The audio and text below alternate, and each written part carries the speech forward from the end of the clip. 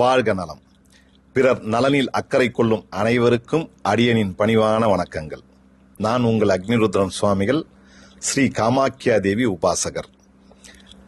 இன்னைக்கு யாரை பத்தி தெரிஞ்சுக்க போறோம் அப்படின்னா, ஒவ்வொரு வீடியோலையும் நிறைய விஷயங்கள் நம்ம பேசுறது உண்டு. கிட்டத்தட்ட எத்தனையோ 1000 வீடியோ நம்ம பேசிட்டோம். ஆனா இப்ப பேச போறது யாருன்னா, ஒரு ஆங்கர். என்னுடைய இந்த 40 ஆண்டு கால ஆன்மீக வாழ்க்கையில நிறைய ஆங்கர் நம்ம சந்திச்சிருக்கிறோம். சினிமா துறையிலையும் சரி, சின்னத்திரை டிவிகள்லையும் நம்ம பேசியிருக்கிறோம்.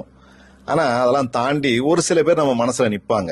அப்படி நிக்கக்கூடிய ஆங்கர்ல ஒருத்தர் தான் டீனா.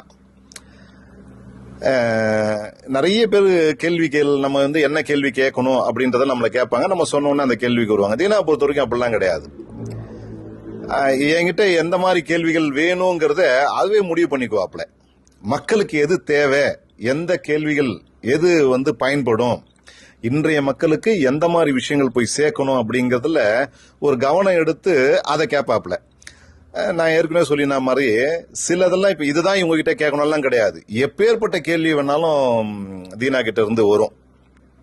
அதுக்கு தகுந்த மாதிரி நம்ம பதிலும் கொடுப்போம். என்னன்னு கேட்டா, என்னம்மா அப்படின்னா, இன்னைக்கு ஆடியன்ஸுக்கு எது தேவைங்கிறது எனக்கு தெரியும் அப்படின்னு. அது ஒரு பெரிய டேலண்ட் தீனா கிட்ட. நான் அது ஒரு ஆச்சரியப்பட்டு போயிருக்கேன்.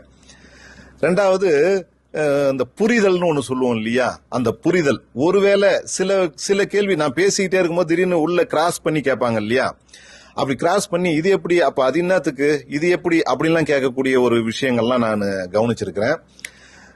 ஒரு திறமையான ஆங்கர். நம்ம எவ்வளோ ஆங்கர்களை நம்ம சந்திச்சாலும் ஒரு சில பேர் மறக்க முடியாது இல்லையா. அந்த வகையில பார்த்தோம்னா தீனாவை மறக்க முடியாத ஒரு ஆங்கரா தான் இருக்கும். ஏன் அப்படின்னா, எல்லாமே கேஷுவல், ஒரு ஸ்ட்ரெயின் பண்ணிக்கிறதே கிடையாது. ஒரு கேள்வி கேட்கணும்னா அதுக்கு அப்படியே தயாரா எல்லாம் கிடையாது. சாதாரணமா கேட்டுட்டு சாதாரணமா போயினே இருப்பாப்ல. அதான் ஒரு எப்படி ஒரு நல்லா இருக்கும். அதெல்லாம் ஒரு ஸ்ட்ரெயின் பண்ணிக்காம செய்யக்கூடியதுன்னு வரும். சில நேரம் கேட்கிற கேள்வி நம்மளே யோசிக்க வைக்கக்கூடிய கேள்விகள்லாம் கூட இருந்திருக்கு. நான் அதுக்கானலாம் பதிலாம் சொல்லியிருக்கேன். அதெல்லாம் நமக்கு ரொம்ப பிடித்தமானதா இருக்கும். ஒரு கேள்வி கேட்கணும், நம்ம ஆங்கரா வந்திருக்கிறோம், அவங்க என்ன சொல்றாங்களோ செஞ்சுட்டு போவோம் அப்படின்னு இல்லாம ஒரு ஆத்மார்த்தமா செய்யறது தான் ரொம்ப முக்கியம். ஆத்மார்த்தமா என்ன நம்ம எப்படி எதிர்பார்க்கிறோம் அப்படின்றத அளவுக்கு அந்த ஒரு ஆங்கரிங் பண்றது எனக்கு ரொம்ப பிடித்தமான ஒரு விஷயமா இருக்கும். சந்தர்ப்பத்துல நான் அது ஒரு ஆன்மீகவாதியா அப்படிங்கிற அளவு கூட யோசிக்கிற அளவுக்கு எல்லாம் கூட இருந்திருக்கு. சில கேள்விகளுடைய அந்த பாயிண்ட், அந்த கேட்கக்கூடிய ரகம் அப்படிலாம் யோசிச்சிருக்கிறேன். ரொம்ப விசேஷம். நான் மறக்க முடியாத ஆங்கருங்கள்ல தீனாவும் ஒருத்தர்.